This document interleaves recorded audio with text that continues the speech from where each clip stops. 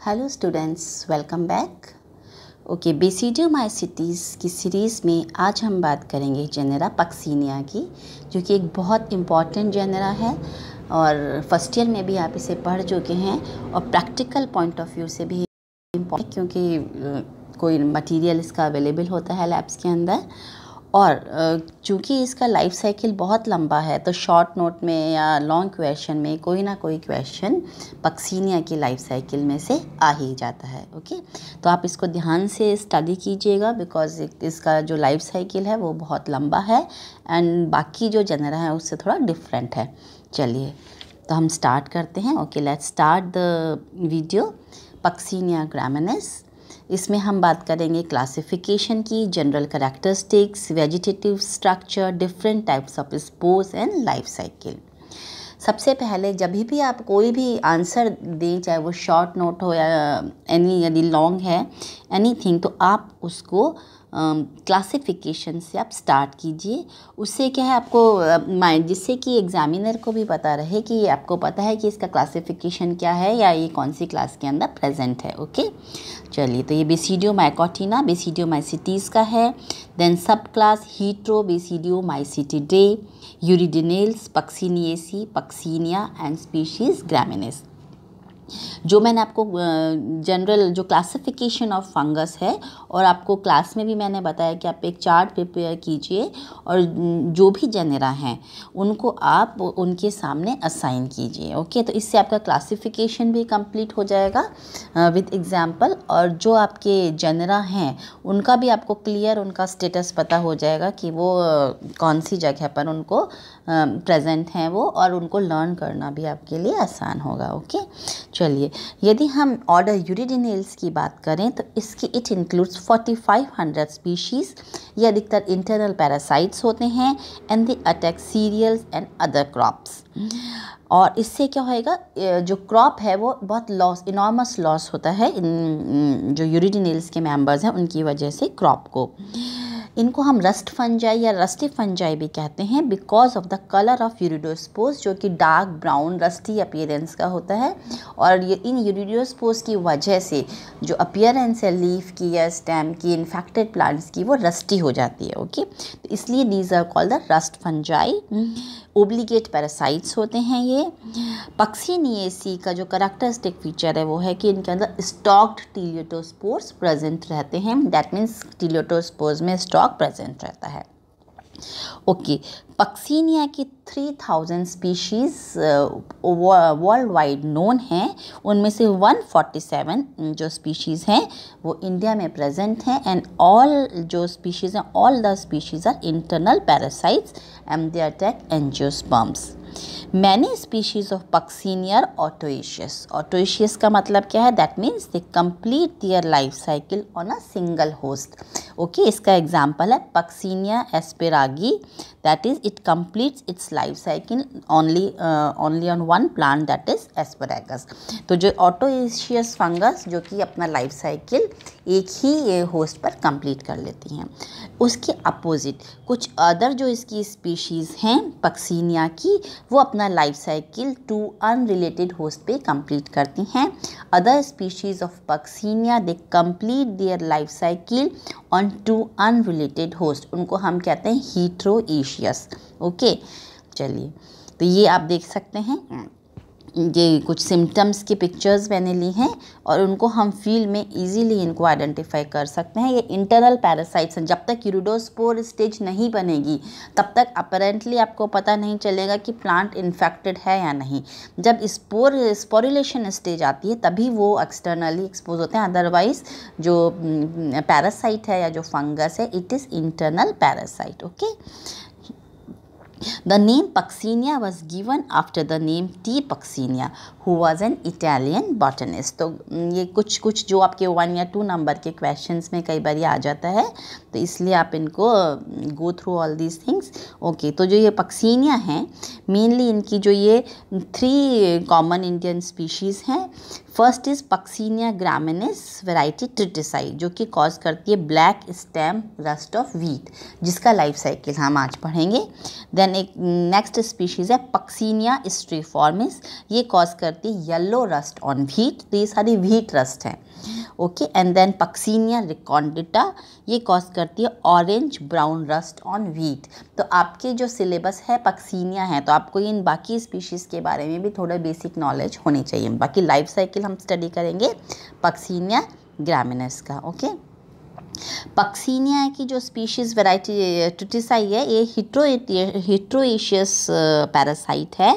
And वैसे तो क्या है, इसके बारे में हमने कहा है कि ये ओब्लिगेट पैरासाइट है, पर 1966 में विलियम्स एट अल ने एंड 1976 में बर्नशेल ने इनको successfully as an facultative saprophyte इनको कल्चर मीडिया के अंदर ग्रो किया है। अदरवाइज जनरली मतलब जो भी साइंटिस्ट थे, they were unable to grow these on the culture media.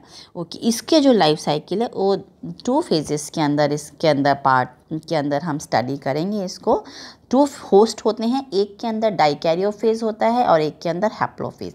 तो जो डाइकैरियोफेज है वो व्हीट पर ये कंप्लीट करता है फंगस। डाइकैरियोफेज मतलब dikaryotic, okay, that is N+N। तो ये जो डाइकैरियोफेज है ये प्रेजेंट रहता है व्हीट प्लांट के अंदर, दैट इज ट्रिटिकम एस्टिवम पर। और जो हैप्लोफेज है वो बर्बेरी प्लांट पे ये कंप्लीट करता है, barberry that is Berberis vulgaris. Okay, जो डाइकैरियोटिक माइसीलियम है it is unable to grow on the barberry and vice versa. तो जो डाइकैरियोटिक माइसीलियम है it is present on the wheat, and जो हैप्लॉइड माइसीलियम है या मोनोकैरियोटिक माइसीलियम है it is present on the Berberis leaves. और ये vice versa एक दूसरे पर प्रेजेंट नहीं रह सकते हैं। That means to complete the life cycle it requires the 2 host. ठीक है, मतलब यदि आपको लाइफ साइकिल पूरी कंप्लीट करनी है फंगस की, तो ये इसको दोनों होस्ट चाहिए रहते हैं। और ये जो व्हीट प्लांट है इसको हम प्राइमरी होस्ट भी कहते हैं, जिस पे डाइकैरियोटिक फेज पाया जाता है। और जो बर्बेरिस प्लांट है इसको हम सेकेंडरी होस्ट या अल्टरनेट होस्ट भी कहते हैं। तो ये 2 होस्ट ऑफ पक्सीनिया हैं, एक तरफ आप देख सकते हैं व्हीट की लीफ है और एक दूसरा बल्बेरिस वल्गैरिस। तो ये these 2 host of Puccinia graminis tritici. चलिए अब हम डाइकैरियोफेज से स्टार्ट करते हैं। This phase is confined to primary host. अब अपना प्राइमरी होस्ट क्या है? Wheat, and it consist of primary mycelium. जो व्हीट के अंदर 2 स्पोर की स्टेजेस प्रेजेंट रहती है। पहले मैं आपको ये बता दूं कि कौन कौन से जो स्पोर्स हैं, ये 5 तरह के स्पोर्स इसके अंदर पक्सीनिया के अंदर प्रेजेंट रहते हैं। तो इसी सीरीज़ के अंदर ये आपकी लाइफ साइकिल बढ़ेगी। यूरिडोस्पोर्स, टिलिटोस्पोर्स, बेसिडियोस्पोर्स, पिक्निडियोस्पोर्स एंड एसियोस्पोर्स। आज के वीडियो में हम बात करेंगे सिर्फ यूरिडोस्पोर्स, जो कि व्हीट प्लांट पे मतलब प्राइमरी होस्ट पर कौन कौन से स्पोर्स बनते हैं, और फिर टिलिटोस्पोर्स से किस तरह से बेसिडियोस्पोर्स बनते हैं। और फिर हम जो नेक्स्ट वीडियो के अंदर बाकी के स्पोर्स और बाकी जो भी पोर्शन रह जाएगा, रिमेनिंग पोर्शन, उसके बारे में हम डिस्कस करेंगे। ओके, चलिए, तो यहाँ हम इसकी बात, डाइकैरियोटिक माइसीलियम जो है ये इंटरनल होता है, एंड इट इज़ जब तक कि ये बाहर से नज़र नहीं आता, इट इज़ इनविजिबल होता है जब तक कि ये रिप्रोड्यूस करने को तैयार नहीं होता या इसके अंदर स्पोर्स नहीं बनते। जो डाइकैरियोटिक माइसीलियम है it is well developed and branched. Hypha जो ब्रांचेज हैं, जो septal pore is present. Each cell contains a pair of nuclei, because ये क्या है? डाइकैरियोटिक माइसीलियम है। तो each cell contains a pair of nuclei, that is N+N, and it constitutes a dikaryon. Mycelium intercellular होता है, और जो इसलिए क्या होता है, हाइफे जो है दे डेवलप हॉस्टोरिया, जिससे कि वो पास की जो भी इंटरसेलुलर उनसे क्या है, फूड को एब्जॉर्ब कर लेते हैं। ओके, चलिए अब रिप्रोडक्शन में हम सबसे पहले बात करते हैं यूरिडोस्पोर्स की। यूरिडोस्पोर्स की हम बात करते हैं। आप बाकी की जो स्लाइड्स मैंने आपको बोल के बता दिया, तो आप उसको सुनने के समझने की कोशिश करें, उसके बाद अपने नोट्स बनाएं इन स्लाइड्स को देख के, जो कि मैं आपसे व्हाट्सएप ग्रुप में PDF भी शेयर करती रहती हूँ।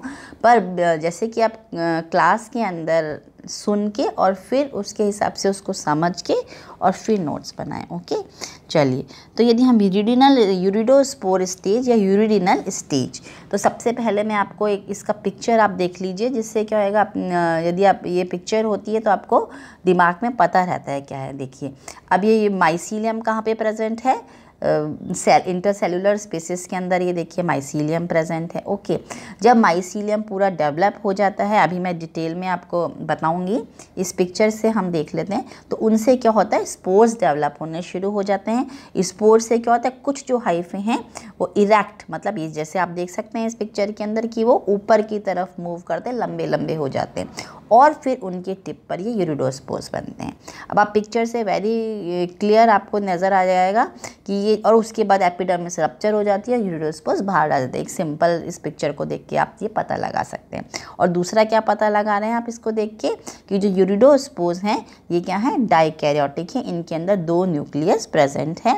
एक, जैसे कि हमने जनरल इंट्रोडक्शन में भी बताया था, जब 2 न्यूक्लियस प्रेजेंट रहते हैं तो इनमें स्ट्रेन्स होते हैं, एक प्लस स्ट्रेन एक माइनस स्ट्रेन। तो जब भी ये डाइकैरियोटिक स्टेज है तो हर एक जो डाइकैरियोटिक सेल है या डाइकैरियोटिक स्पोर है, उसमें जो भी 2 न्यूक्लियाई हैं वो एक प्लस स्ट्रेन की होगी और एक माइनस स्ट्रेन की। फिर जो बी डायग्राम है उसमें आप देख सकते हैं कि जर्म पोर की जो ये अब किस तरह से जर्मिनेट होंगे, जर्म ट्यूब से। तो ये जो जर्म पोर है उनके इक्वेटोरियल प्लेन पर ये दोनों तरफ ये जर्म पोर पाए जाते हैं। चलिए, अब आपने पिक्चर आपकी क्लियर है, अब मैं आपको ये इसको थोड़ा सा डिटेल में बता देती हूँ। तो अब क्या होएगा, प्रायर टू यूरिडोस्पोर फॉर्मेशन, मतलब यूरिडोस्पोर के जो फॉर्मेशन से पहले क्या होता है, the hyphae of the dikaryotic mycelium begin to aggregate near the surface of the infected organ such as stem, leaf sheaths, glume to form a hyphal mass which surrounds isolated host cells. That means इसका क्या मतलब है कि यूरिडोस्पोर्स बनने से पहले जो fungus के हाइफे हैं वो जो भी इन्फेक्टेड लाइक स्टेम है, लीफ है, कहीं पर भी उनकी जो शीत के नीचे, उनकी सरफेस के नीचे ये इकट्ठे होके बहुत सारा हाइफल मास बना लेते हैं। ओके, अब क्या होता है, these mycelial hyphae then produce masses of cells, मतलब बहुत सारा माइसीलियम या हाइफे है वो कहाँ इकट्ठा हो जाता है, जो भी लीफ सरफेस है या स्टेम सरफेस है या जो इनके ग्लूम्स है वहाँ उनके नीचे ये बहुत सारा माइसीलियम इकट्ठा हो जाता है। ओके, अब सब्सिक्वेंटली क्या होता है, नाउ ये जो पूरा हाइफल मास है अब ये कहलाता है uredia, because it is now going to give rise to the uredospores. तो ये यूरिडिया मीन्स वो हाइफल मास जो कि यूरिडोस्पोर्स को बनाएगा आगे। अच्छा, अब now from this uredia arise vertically growing cylindrical stalk like hyphae, जैसे कि मैंने आपको पिक्चर में बताया ना कि वर्टिकली ग्रोइंग हाइफे ऊपर बनने शुरू हो जाते हैं। ठीक है, तो ये सब आपस में जैसे लीफ की पैलिसेड टिश्यूज होते हैं ना, पास अरेंज रहते हैं, तो उस तरह से एक पैलिसेड लेयर की जैसे ये जो वर्टिकली मूव करते हैं हाइफे वो पास इकट्ठे हो जाते हैं। जैसे कि आप इस पिक्चर में भी देख सकते हैं वर्टिकली ग्रोन हाइफे हैं और ये पास ये बाकी में पैलिसेड लेयर की जैसे ये इकट्ठे हो जाते हैं। ओके, चलिए, अब क्या होता है, now tip of each hyphal stock और यूरिडोस्पोर मदर सेल, अब ये इनकी जो टिप है, ये जो वर्टिकली ग्रोन हाइफे हैं इनकी जो टिप है वो स्वेल हो जाती है, मोटी हो जाती है, अब ये कहलाती है यूरिडोस्पोर मदर सेल। ओके, तो सबसे पहले क्या बने हैं, यूरिडिया क्या है, हाइफल मासेस, बहुत सारे फंगस का हाइफा या माइसीलियम जो कि सरफेस के नीचे, होस्ट की सरफेस के नीचे इकट्ठा हो गया। ओके, अब इन यूरिडिया से बनेंगे यूरिडोस्पोर्स। तो यूरिडोस्पोर्स बनने के प्रोसेस में जो कुछ हाइफे हैं वो वर्टिकली ग्रो करते हैं और जो उनकी सेल है ऊपर की वो क्या होती है, स्वेल हो जाती है और वो बिहेव करती है यूरिडोस्पोर मदर सेल की जैसे, और उससे बनता है एक single binucleate oval uredospore. Okay, ऐसा नहीं है कई बार कोनिडिया में एक बनता है फिर दूसरा बनता है, तो सिर्फ एक सिंगल ही बनता है। एक जो एक ये स्टॉक है या एक जो हाइफा उसकी टिप पर सिर्फ एक यूरिडोस्पोर मदर सेल से एक ही यूरिडोस्पोर बनता है। ओके, यूरिडोस्पोर्स ग्रुप में बनते हैं, मतलब बहुत सारे पास कई सारे ये हाइफे जो कि वर्टिकली ग्रोन होते हैं और बहुत सारे यूरिडोस्पोर्स इन स्टॉक से बनते जाते हैं। Each such group is called यूरिडोसोरस।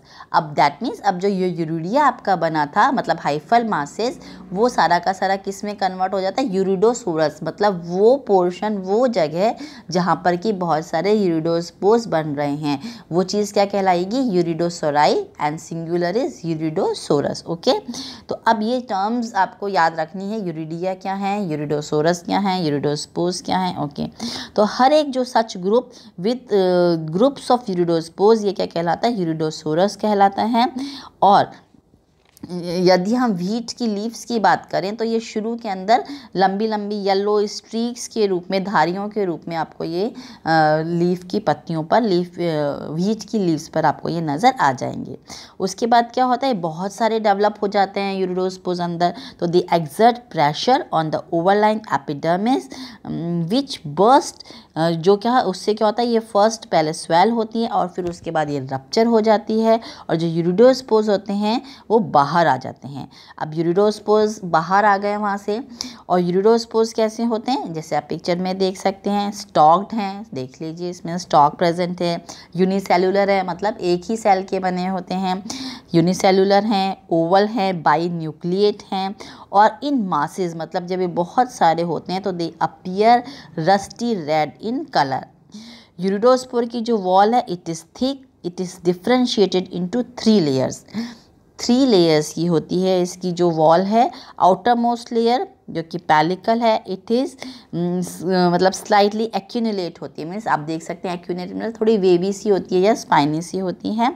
And generally with 4 equatorial जो जर्म पोर्स हैं, ये 4, ये जैसे इसके अंदर 2D के अंदर 2 नज़र आ रहे हैं, तो इस तरह से ये 4 इक्वेटोरियल प्लेन पर इनमें जर्म पोर्स पाए जाते हैं।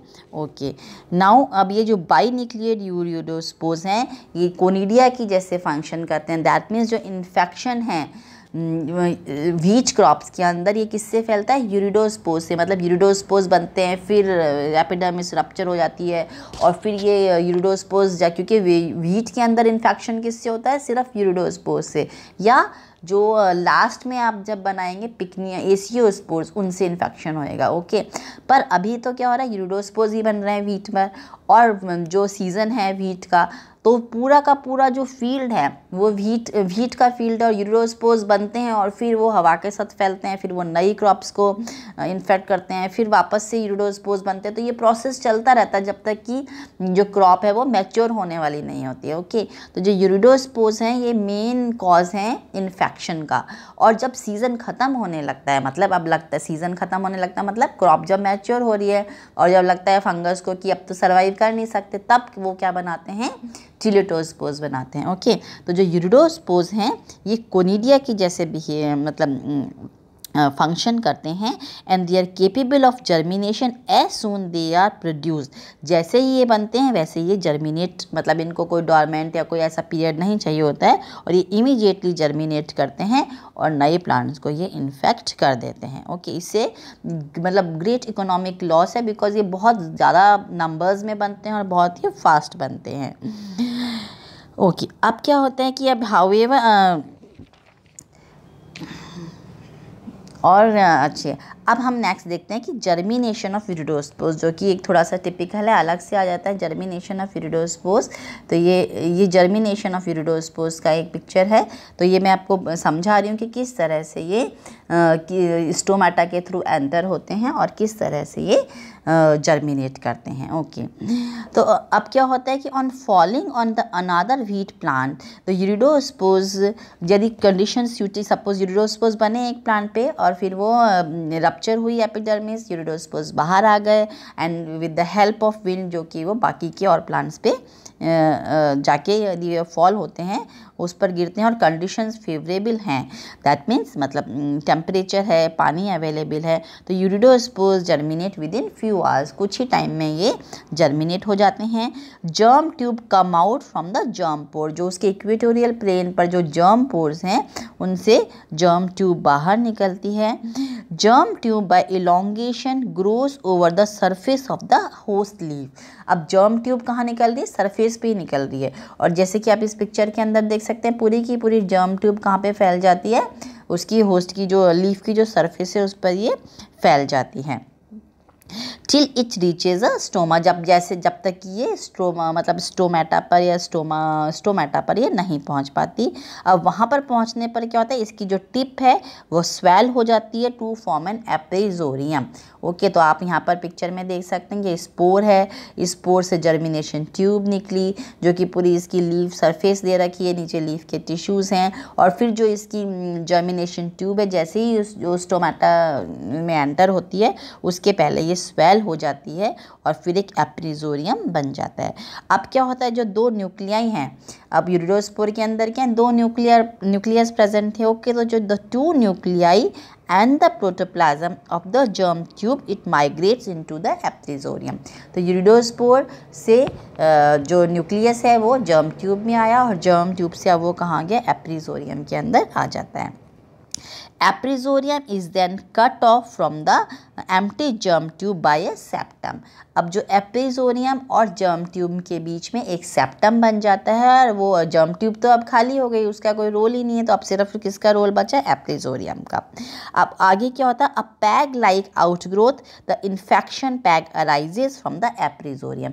अब ये आप देख सकते हैं ना, ये पेनेट्रेशन पैग, दैट मीन्स अब ये एप्रिजोरियम से क्या निकलता है, अ सॉर्ट ऑफ माइसीलियम कह लीजिए, इन्फेक्शन पैग कह लीजिए, या पेनेट्रेशन पैग कह लीजिए, जिससे कि एप्रिजोरियम से ये अंदर की तरफ मूव होते हैं। ओके, तो अब एप्रिजोरियम से क्या निकलता है, एक पेनेट्रेशन पैग या इन्फेक्शन पैग निकलता है, और it enters the stomatal apparatus. देखिए क्लियर है, इसके अंदर पिक्चर के अंदर क्लियर है, ये आप देख सकते हैं, ये एप्रिजोरियम है। एप्रिजोरियम से यहाँ पर क्या निकला है, ये आपका यूरिडोस्पोर से ये यहाँ पर ये एप्रिजोरियम बन गया, एप्रिजोरियम से ये पेनेट्रेशन पैग निकला और ये अब अंदर की तरफ जा रहा है। ओके, चलिए अब क्या होता है, अब पैग लाइक आउटग्रोथ हो गई। हाँ, अब उसके बाद क्या होता है, it reaching the sub stomatal cavity the tip of the infection peg swells into a vesicle.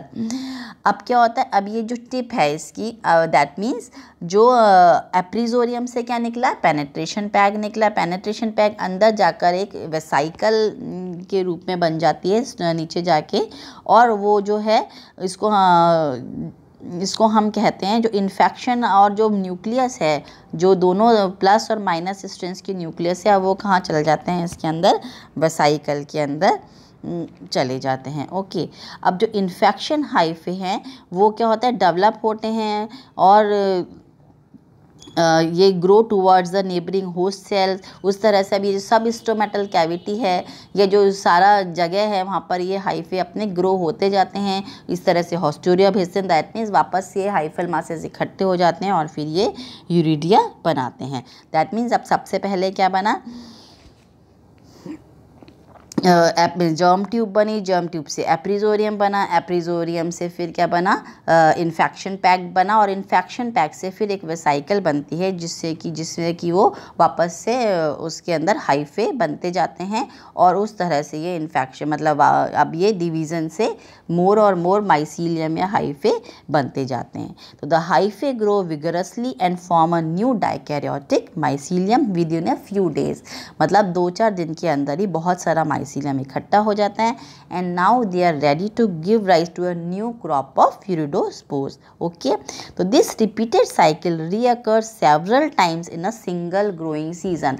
मतलब बहुत बार ये साइकिल बार बार होता जाता है, जिससे क्या होता है, the disease spreads in a few days from plant to plant and field to field over a large area.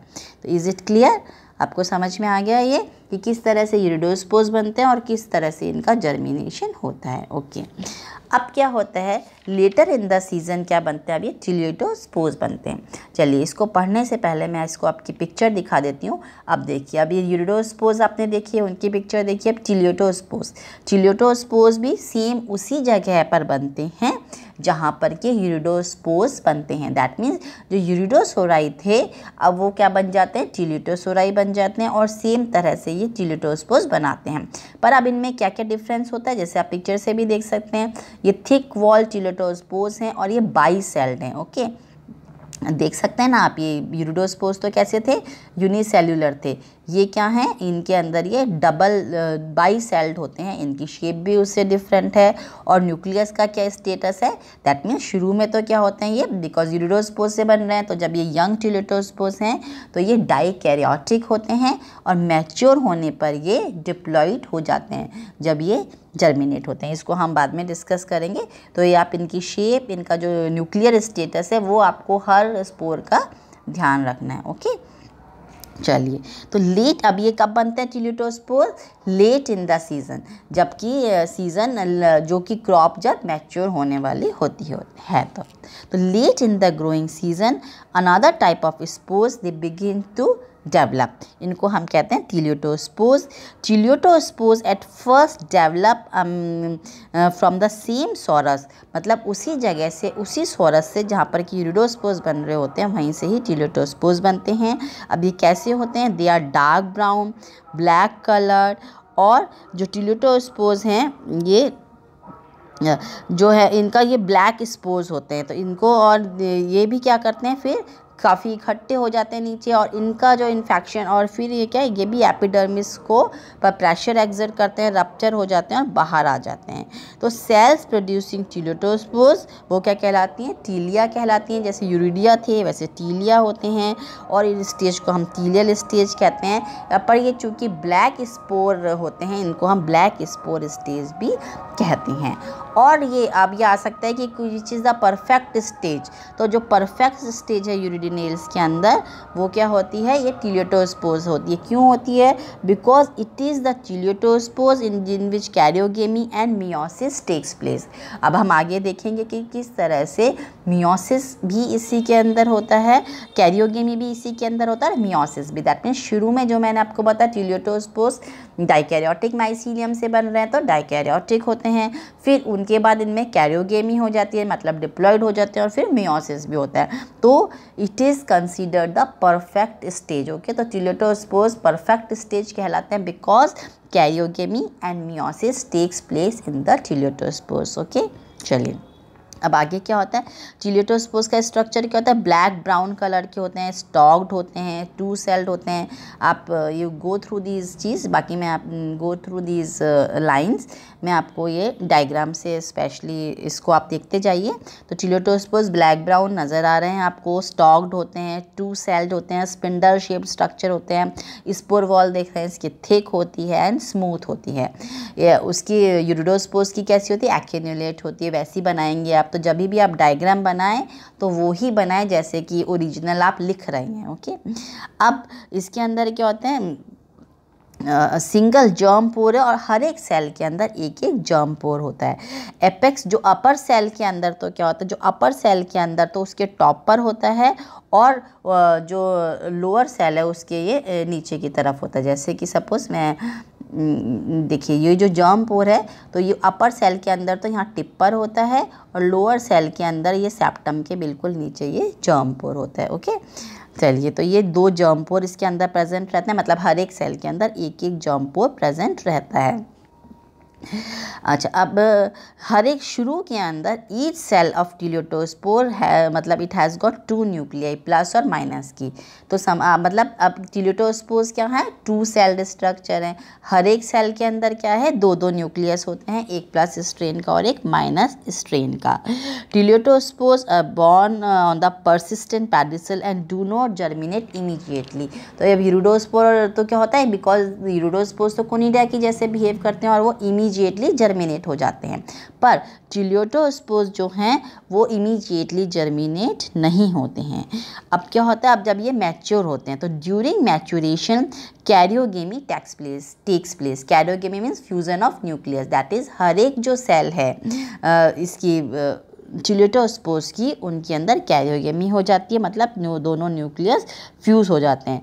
two nuclei fuse to form a diploid nucleus. Okay, overwintering takes place in the uninucleate diploid condition of the bicell teleospores. अब जो ओवरविंटरिंग है, अब winter season मतलब जो भी इनको dormant stage है या जर्मिनेशन से पहले ये इस डिप्लॉयड स्टेज में ही पड़े रहते हैं जब तक कि इनका जर्मिनेशन नहीं होता है. ओके, तो overwintering takes place in the uninucleate diploid condition. अब ये डिप्लॉयड कंडीशन रिप्रेजेंट करते हैं टीलियोटोस्पोर्स. तो टीलियोटोस्पोर्स जब यंग होते हैं ये डाइकैरियोटिक होते हैं और फिर इनमें कैरियोगेमी हो जाती है और फिर ओवर विंटर्स में ये ऐसे डिप्लॉयड कंडीशन में मतलब जो कि ये रिड्यूस डिप्लोफेज को ये प्रेजेंट करते हैं, मतलब जब तक कि ये जर्मिनेट नहीं होते. अब क्या होएगा, तो after the harvesting period mature teliospores remain dormant on straw या फिर किसी भी out of season self grown plants पर, और ये सर्वाइव करते हैं. ठीक है, और विंटर्स तक ये अपने आप को वहाँ पर सर्वाइव करते हैं. तो अब रेस्टिंग पीरियड में टीलियोटोस्पोर्स कैसे हैं, डिप्लोफेज हैं, जो कि डिप्लोफेज रिड्यूस डिप्लोफेज को ये रिप्रेजेंट करता है. अब क्या होता है, तो अब जब जर्मिनेट होते हैं स्पोर्स को, तो कब, जब कंडीशंस फेवरेबल होती हैं, हाई एटमॉस्फेरिक ह्यूमिडिटी होती है, प्रेजेंस ऑफ मॉइस्चर होता है, तो टीलियोटोस्पोर्स जर्मिनेट होते हैं. टीलियोटोस्पोर्स कैसे जर्मिनेट होते हैं वो हम आगे, तो आपको समझ में आ गया टीलियोटोस्पोर्स किस तरह से ये डाइकैरियोटिक होते हैं और फिर ये डिप्लॉयड स्टेज में ये पड़े हुए हैं. कोई भी सेल्फ ग्रोन व्हीट पर या स्ट्रॉ पर ये पड़े रहते हैं, और जब ये मैच्योर हो जाते हैं, कंडीशंस फेवरेबल होती हैं, तो ये जर्मिनेट होते हैं. अब ये जर्मिनेट होके क्या बनाते हैं, बेसिडियोस्पोर्स बनाते हैं. अब ये याद रखिए बेसिडियोस्पोर है ये कहाँ पर प्रेजेंट रहता है, सॉइल के अंदर प्रेजेंट रहता है. ओके, अब ये किस तरह से, देखिए अब ये इसको आप पढ़ लीजिएगा, ये पिक्चर देख लीजिए आप कि किस तरह से ये जर्मिनेट हो रहे हैं. ओके, ये आप देखिए पहला टीलियोटोस्पोर जो कि दोनों सेल्स की क्या है, डाइकैरियोटिक हैं. ये दोनों के अंदर प्लस और माइनस स्ट्रेन का न्यूक्लियस प्रेजेंट है. फिर जब ये मैच्योर होते हैं इनमें कैरियोगेमी हो जाती है, मतलब दोनों जो न्यूक्लियस हैं वो फ्यूज़ हो जाते हैं. जब भी आप ये दो न्यूक्लियस N+N ड्रॉ करें तो एक आप ब्लैक डॉट बनाएं और एक वाइट डॉट बनाएं, और बाद में भी जब इनका फ्यूज़न करें तो आधा ब्लैक से डिनोट करें और आधा वाइट से, जैसा कि आप पिक्चर में देख सकते हैं. अब जब मियोसिस होता है तो आप देख सकते हैं सिर्फ नीचे वाली सेल से ये जर्म ट्यूब से ये निकला, क्या निकला, ये जर्म ट्यूब निकली. इसकी डिटेल में मैं अभी आपको एक्सप्लेन करती हूँ. और अब हर एक न्यूक्लियस इसमें क्या होएगा, मियोसिस होएगा. मियोसिस से क्या बनेंगे, 4 हैप्लॉइड न्यूक्लियस. तो जो 4 हैप्लॉइड न्यूक्लियस बनेंगे उनमें से 2 प्लस स्ट्रेन के होंगे और 2 माइनस स्ट्रेन के होंगे. अब ये जो जर्म ट्यूब है इसके अंदर सेप्टा बन जाते हैं, ये स्टेरिगमेटा पर ये बेसिडियोस्पोर्स लग जाते हैं. अब दैट मीन्स एक टीलियोटोस्पोर की एक सेल से कितने बेसिडियोस्पोर्स बन रहे हैं, 4. डिप्लॉयड न्यूक्लियस है, मियोसिस हुआ, 4 न्यूक्लियाई बनी है, उनसे 4 बेसिडियोस्पोर्स बन रहे हैं. दैट मीन्स एक टीलियोटोस्पोर से कितने बने, 8 बेसिडियोस्पोर्स बन जाते हैं, जिसमें से 4 प्लस और 4 माइनस. दैट मीन्स हर एक सेल से 2 प्लस के बेसिडियोस्पोर्स बनते हैं और 2 माइनस के. तो ये क्लियर है पिक्चर से. चलिए अब थोड़ा बहुत मैं आपको बता देती हूँ, कुछ और रह गया हो तो आफ्टर रेस्टिंग पीरियड जब फेवरेबल कंडीशंस होती हैं तो जो टीलियोटोस्पोर्स हैं they germinate in situ. Basidium of इसकी क्या है, जब बेसिडियम, अब ये बेसिडियोमाइसिटीज़ का है तो क्या बेसिडियोस्पोर्स बन रहे हैं, इसको हम बेसिडियम, अब ये जर्मिनेट हो रहा है तो ये कंडीशन क्या कहलाती है, basidium. It is divisible into 3 parts. पहला होता है प्रोबेसिडियम या हाइपोबेसिडियम, इसको लिख लीजिए आप, प्रोबेसिडियम और हाइपोबेसिडियम. ये क्या होता है अभी मैं बताऊंगी.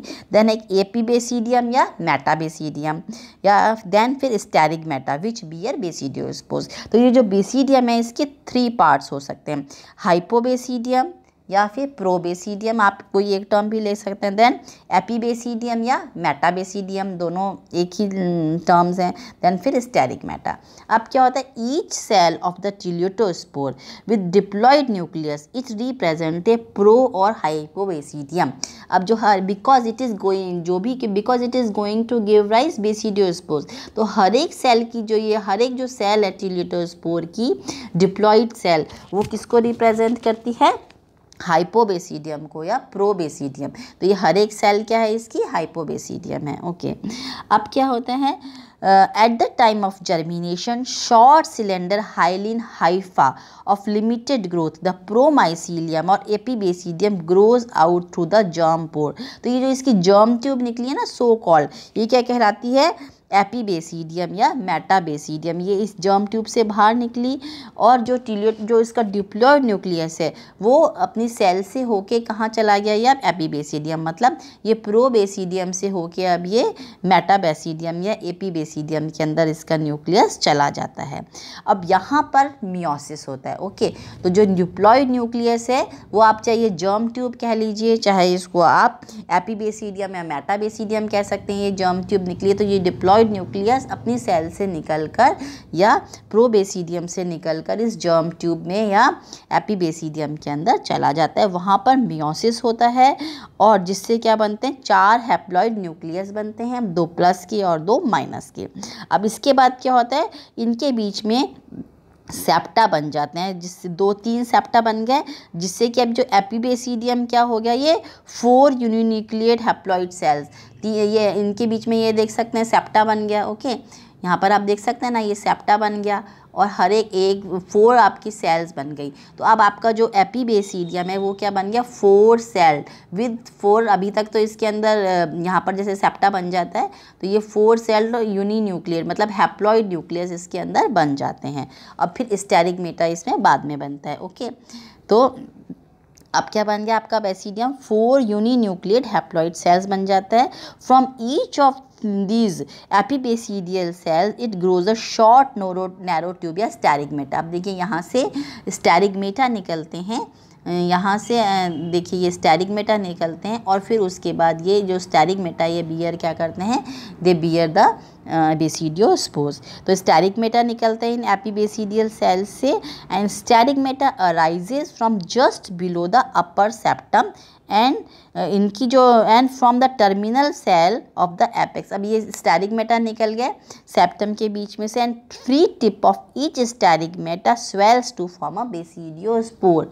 तो आपको इतना ज़्यादा समझ में नहीं आ रहा है तो सिर्फ मैं एक चीज़ दोबारा इसको रिपीट कर देती हूँ। जो टिलियोटोस्पोर की हर एक सेल है वो बिहेव, जो डिप्लॉइड सेल है वो बिहेव करती है प्रोबेसिडियम या हाइफोबेसिडियम।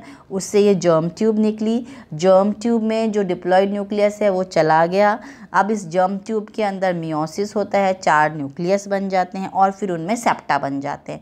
अब ये जो कहलाती है सेप्टा, ये कहलाता है एपीबेसिडियम या मेटाबेसिडियम। ओके, अब हर एक सेल से स्टेरिगमेटा निकलते हैं, मतलब हर एक सेल की जो सेल है वो थोड़ी सी स्वेल हो जाती है, वो स्टेरिगमेटा कहते हैं। और जो न्यूक्लियस है वो स्वेलिंग वाले पे चल जाता है और जो स्टेरिगमेटा से क्या निकलते हैं? 4 बेसिडियोस्पोर्स बन जाते हैं। सिंपल। अब ये बेसिडियोस्पोर्स कैसे हैं? ये हैप्लॉइड हैं। ओके, तो the haploid nucleus from the each basidial cell it pass, मतलब वो स्टेरिगमेटा से होते हुए बेसिडियोस्पोर उनमें डेवलप हो जाता है। अब हर एक सेल से कैसे निकले? 2 बेसिडियोस्पोर्स प्लस स्ट्रेन के निकलते हैं और 2 माइनस स्ट्रेन के। अब बेसिडियोस्पोर्स क्या हैं?